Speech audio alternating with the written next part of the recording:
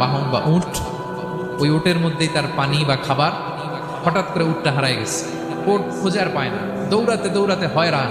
কত দৌড়াবে, ধুধু মরু প্রান্তর, কয়েক ঘন্টা দৌড়ালেই তো সে তৃষ্ণার্ত হয়ে মারা যাবে। দৌড়াতে দৌড়াতে হঠাৎ একটা গাছের সন্ধান পেল। ওই গাছের নিচে যে এত ক্লান্ত, তৃষ্ণার্ত, হাঁপাতে হাঁপাতে ঘুমায় গেছে।